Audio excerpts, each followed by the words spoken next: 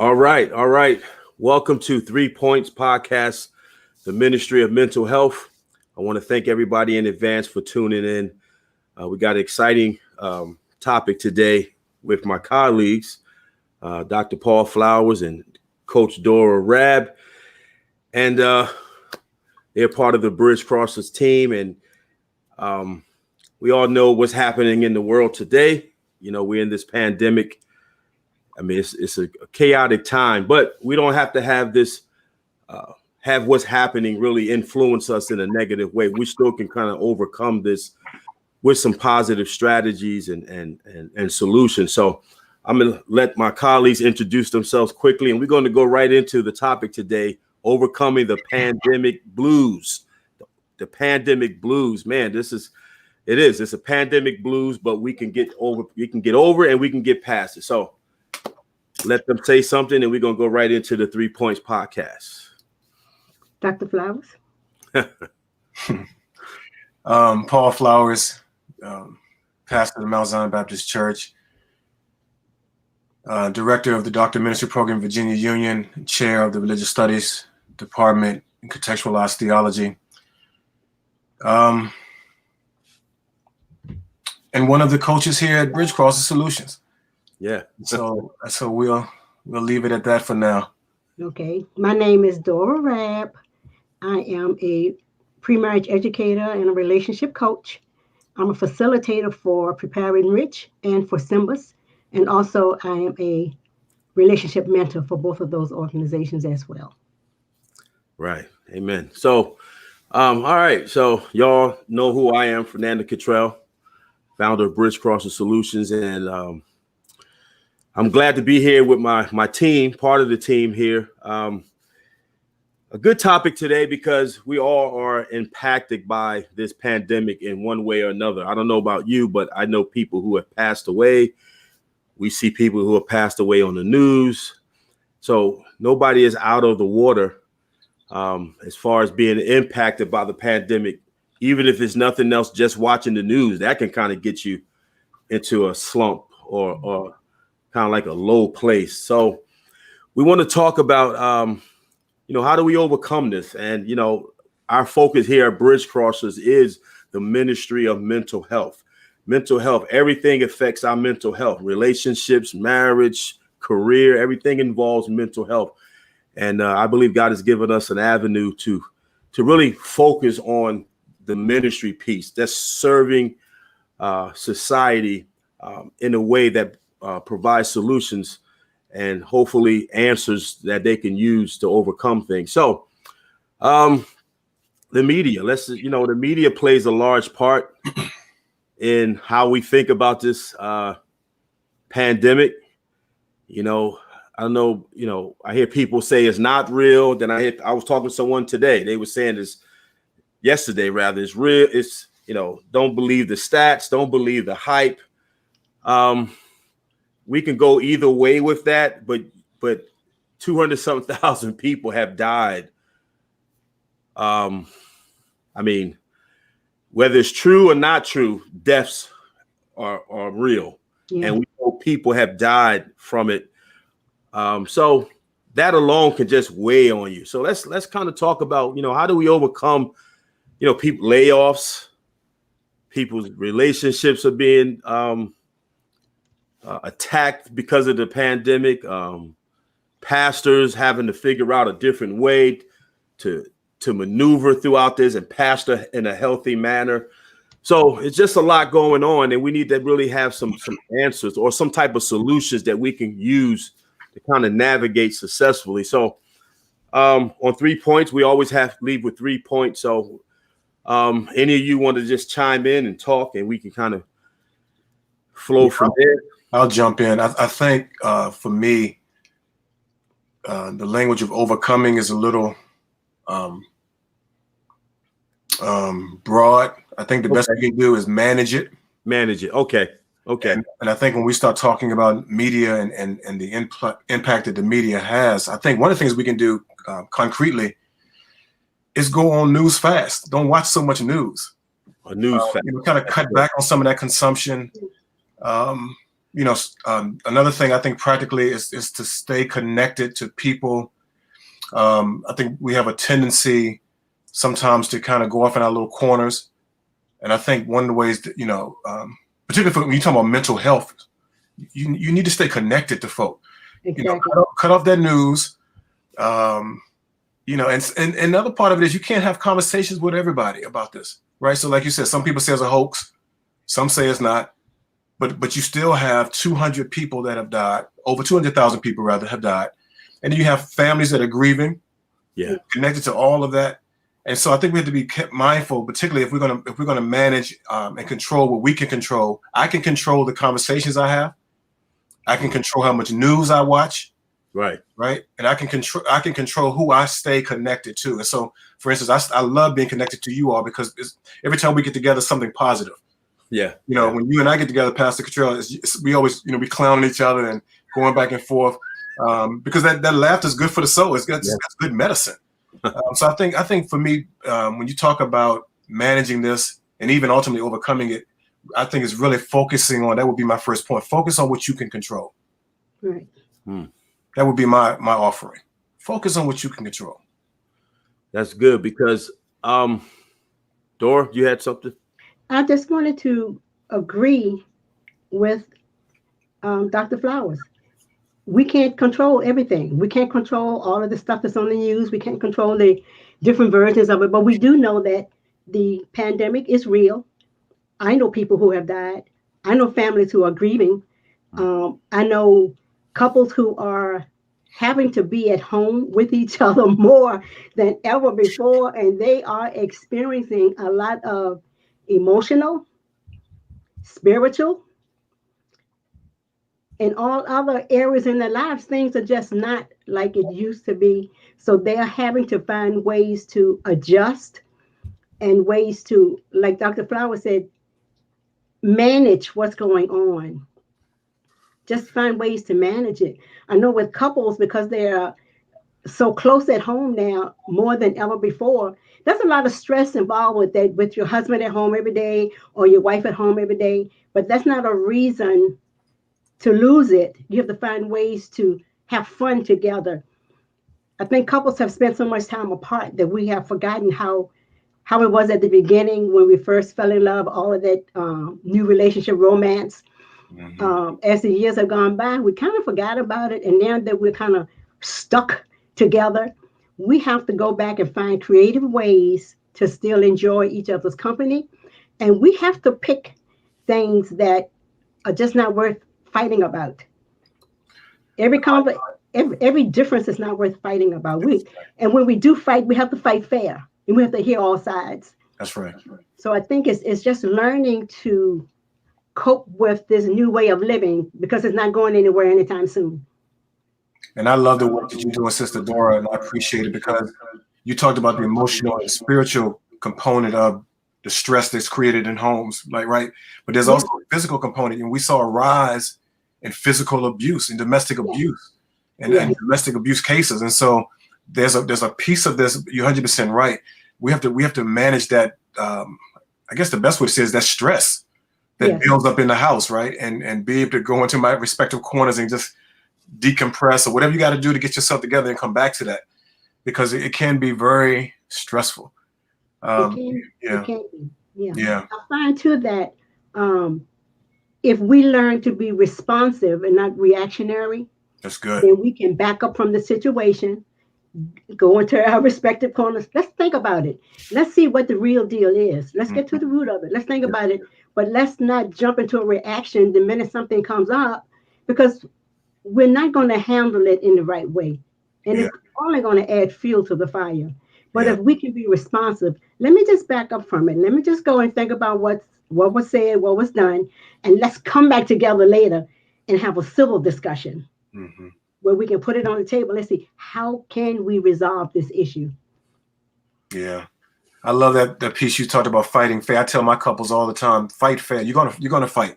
You're gonna disagree. You're gonna get into disagreements, and you're not gonna see eye to eye all the time. Those warm, fuzzy feelings go away after a while, and you got to work through some things, communicate through some things, but at least do it fairly. Don't like I said, don't keep bringing up old stuff. Don't attack people's mothers or their shirts that they're wearing. Don't do stuff like that. Just keep it civil. If you're gonna have a clean fight. Yeah, clean fight.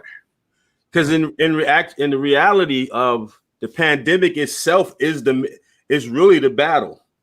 Yeah, that's the battle. The pandemic is the battle, but we're mistaken.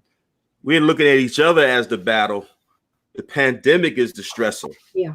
And we have to really treat that as, look, that's the enemy, not you and I. Let's figure out how to lessen the impact of the blows of the pandemic. And maybe we tag team against it, because being in the house all day together, layoffs, we still can manage though. We really can. But what I hear both of you saying is we really have to be intentional. We got to fight for our peace. We got to fight. And I think this kind of can really bring us to a good place, because like one of you said that we've forgotten how to be unified. So this can make us remember how we used to fight together as a couple, fight towards the goal rather than each other. So this kind of can be a little, just kind of, bringing us to a place of self-reflection on, what, we've overcome so many things. We're not going to let this take us out. I like that. And in fact, if I had a third point, I would say to people and to couples, since we went there, is pace yourself, right? Set a goal, right? We this is how we're gonna manage this pandemic, and then pace yourself. Give yourself enough grace. That's right. Understand that you don't listen. They don't have to be perfect every day. That's right? true. Good. When I tell my congregation all the time, when we first went into this pandemic, the first 2 weeks was fun, right? Preaching from my house, it was fun. In my study, that was fun, right? But now you 8 months into this thing ain't fun no more. No. And I've seen a lot of people, you're right, particularly colleagues of mine, who jumped out. I mean, they jumped out there in the beginning, and they were doing, they were on Facebook every day, and they were doing, mental health stuff over here and book signings over here. And I'm just like, dude, you cannot keep that pace. How can you keep that pace up? And I think that's another thing. We have to pace ourselves and understand, listen, this may be for a little while longer. Yeah. So how do we pace ourselves? I mean, that's a good way to manage stress.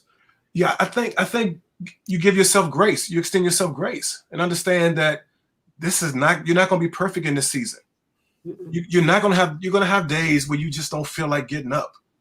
You don't have the same motivation that you had. You're going to have issues in the house. The kids going to get it. Listen, for those who are doing homeschooling, I know they're catching it. Yes.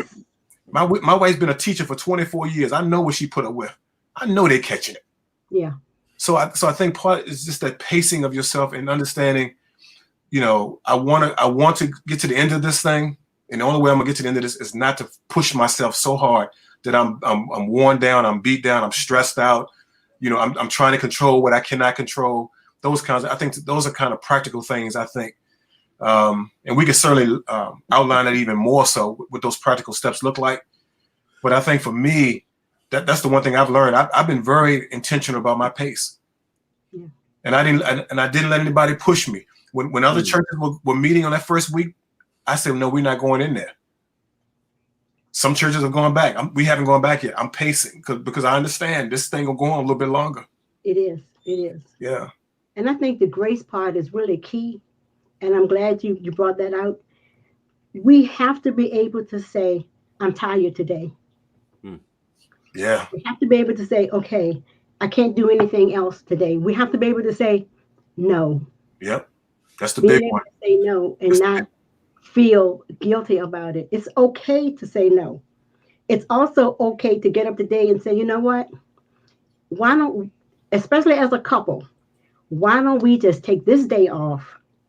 Why don't we just go to the park? Let's hold hands and walk. Yeah. Let's do something that we really haven't done for a long. Do you know how many couples haven't even held hands in the last 6 years? It sounds ironic, but it's true. It's true. Many couples, they have forgotten that they even have a hand to hold because they don't touch each other. Yeah. They just don't. Another thing is to understand that to have a deep, intimate relationship has nothing at all to do with, if I might say this, your sexual relationship. I say it, yeah. Your intimate relationship is your ability to sit down with your significant other and just have a civil and a good, wholesome, loving conversation. So, it's been difficult, but guess what? I am so happy that you're in my life. Yeah. I'm glad to have you by my side because there are some things that I could not have made it through without you. Just have some good intimate times together. Reflect on how good it used to be when you first met. That's right. And just sit down and talk. Most people don't communicate with each other. We just run by each other and say hi. Yeah. Yeah. But we need to get back to having that really special, intimate time together. Like, for example, last night, my husband decided after I'd been busy all day that he wanted to have a date night with me. So I'm like, okay. I know that's right. It's your call, baby. It's your call. Yeah. So he said, let's do this. Let's go to the store. Let's get some popcorn. And let's just find a movie. And let's just Butter popcorn. sit in the back room and let's just sit. Mm-hmm. And that's what we did. We had a wonderful date night eating popcorn, extra butter popcorn. It was really good. And we just had intimate time together, enjoying just having that other person in the room. And we can put our hands together in that bag of popcorn. There are many things that couples can do, many things that people can do with their families that will take some of this stress off of you. Yeah. And one of the things I deal with when I do assessment with couples is, and I let them know, your relationship can only be as healthy as you are. Mm-hmm. And if you don't take care of your individual health, you will never be able to manage your marriage relationship and that health, because you have to be healthy in order to do that. Yeah. So if you're bringing a lot of individual stress, your relationship will also have stress. Yeah. Isn't it interesting that what helps us to manage through a pandemic are the very things we should have been doing from the very beginning? Yes. They're foundational things, they're core values that we should have been practicing all along. And so then we get in a pandemic and then we realize, what have I been doing? Now we're stressed out and we don't know what to do next. And the very things we should have been doing, controlling what we can, managing our stress, staying connected to people, and pacing ourselves. Those are the very things we should have been doing from the jump. Yes, exactly. Yeah. Exactly. Yeah. Yeah. And that's true. Sometimes it's okay to have a picnic in your own backyard. You don't have to go to the park. You do it in your living room. You ain't got to go nowhere. That's right. Yeah. Do it wherever. The thing is spending quality time together and not letting the everyday life situations get you. You stay on top of it. That's right. And Control, you can do that in your living room too, but you got to take the plastic off the couch, okay? Slip covers.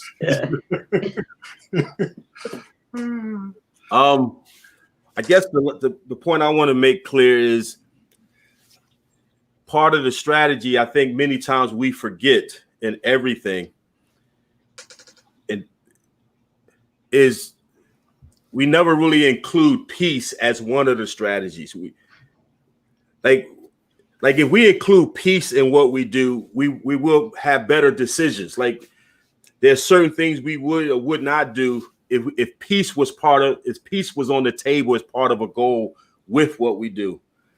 So I think just having that peace with all these things we said, peace, we have to be. I was talking to somebody recently. What if we start being led by peace? Then peace will kind of help us control the pace, help us to manage our stress, because we'll be able to see those things coming. Because sometimes we make accomplishment the goal, but no, peace really should be the goal. Peace should be the goal that kind of leads us out, because then it helps us to like say yes and no to things, because you can tell when something's going to battle your peace. You're like, you know what? Nah, I can already feel the trigger for that. So peace can help us discern quicker and maybe slow down or move forward. It'll kind of help us gauge. Just having that peace. You want peace of mind, peace in your heart, peace in your home. So that's kind of like my little point to that. Yeah. I hear what you're saying. It's a value proposition. I value peace. Yeah, So exactly. I'm going to do the things that help me to maintain my peace. Exactly. It's about the values. And so anybody who listens to this will have different values. There'll be some intersectionality, but there's going to be different values. And so what is it that you value? So that's a good place to start. I think, Cottrell, is figure out, okay, what is it that I value? What is it, and then you set you kind of manage your day around that. Your values, around your values. And so peace being one, joy being one, love. Yes. Those are all strong values. And so what is it that at the end of the day you want to be able to say, we did this. Yeah, that's good. And I think, I was talking to a guy one time some years ago when we were talking about something, and he said, I forgot what peace felt like. So imagine just making decisions without peace being involved. You don't even have you don't know when to stop. Mm-hmm. Peace helps you to not necessarily be driven, but it helps you more, I think, most likely, or more so being led. Like we could be led more rather than driven more. Right. Because being driven without peace, you don't have any intersections. It's a constant going, a constant flow, a constant trying this and trying to. But peace, like you said, you pace yourself. Peace says, I can't do this all the day, and you give yourself grace, because to have higher expectations than which you really can meet will really battle that peace. So peace kind of will set a platform. But these are things that have to be like plowed into our lives. Like, these probably are, people might be saying, well, that's easy for you to say, but really as coaches, really, these are the things we have to do. I have to do this. This is not a magic formula. I have to be intentional. And I know you all have to be intentional in these things. So it's not magic. It's just an intentionality. And I want these to be the center of my life. One thing I like that you said was about the value system.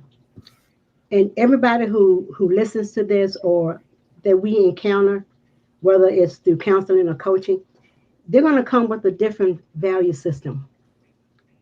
And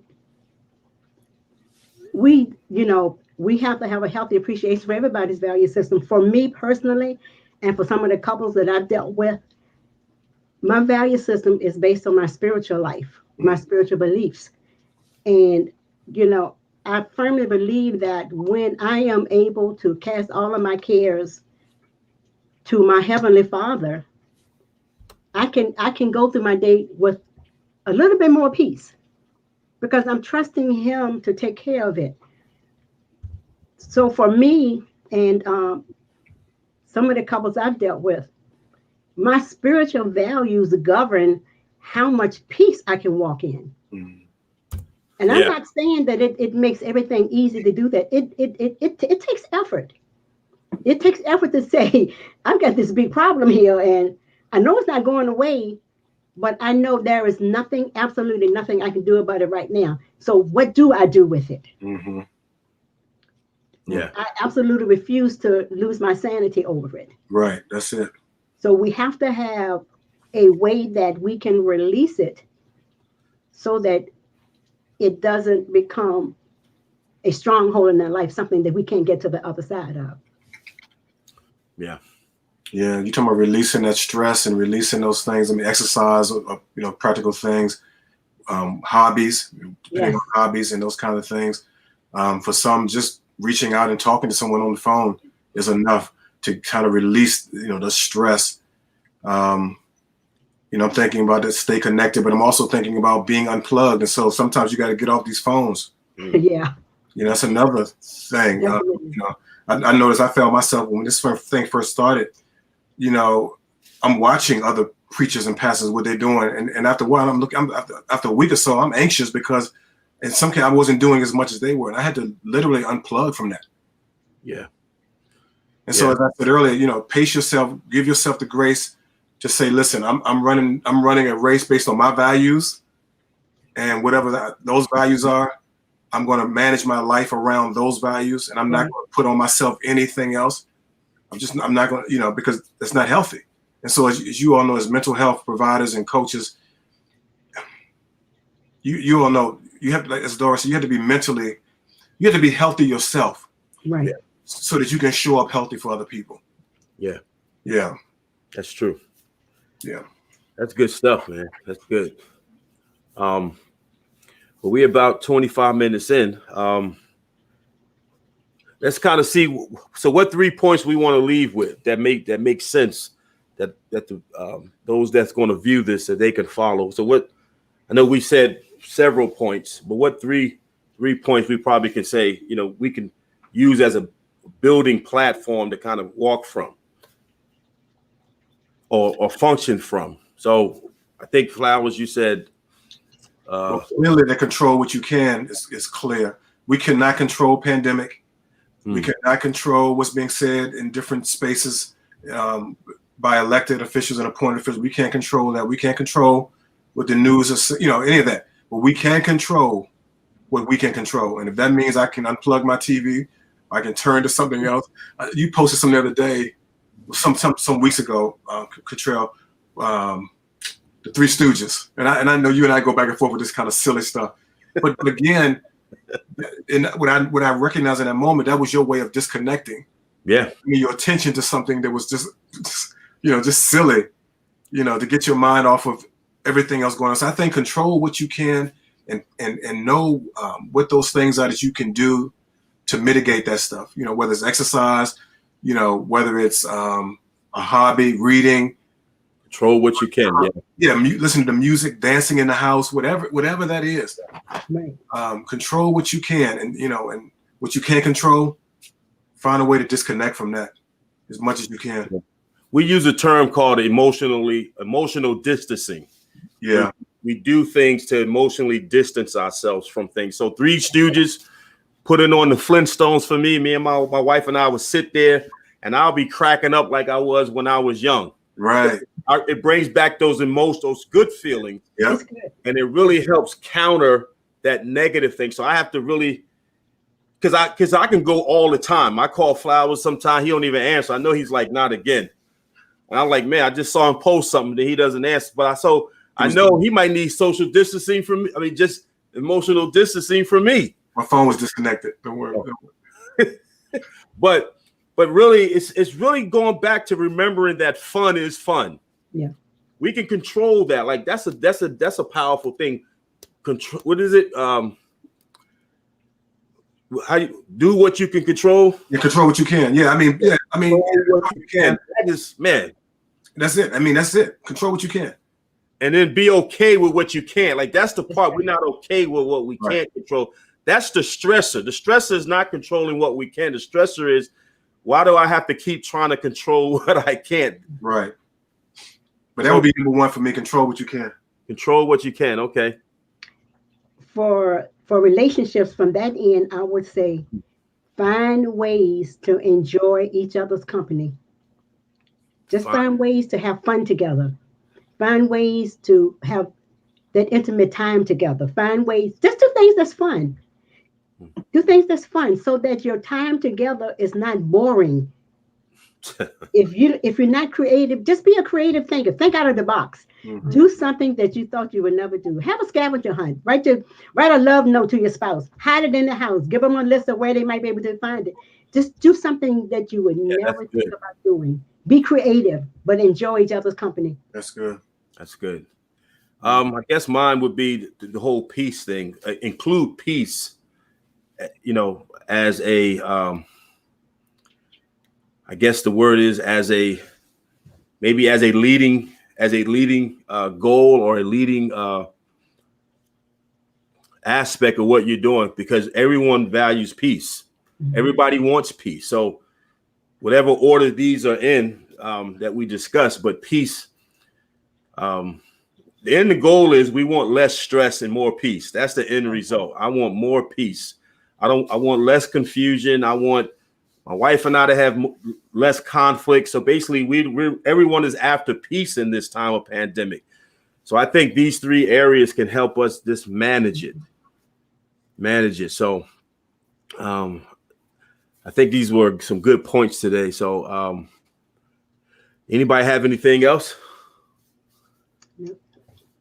So I want to thank everybody for tuning in to another episode of 3 Points Podcast, the Ministry of Mental Health. Go to our website, bridgecrossers.com, and you can have a list, have opportunity to view the site and the list of services and who we are. Our main goal is the Ministry of Mental Health.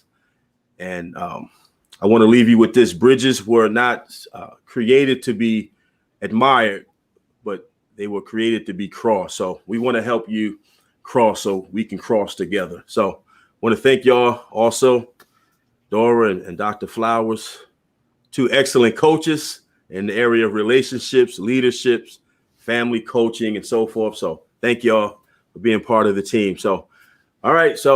We'll talk soon. Take care. Be blessed and All right. stay safe. All right.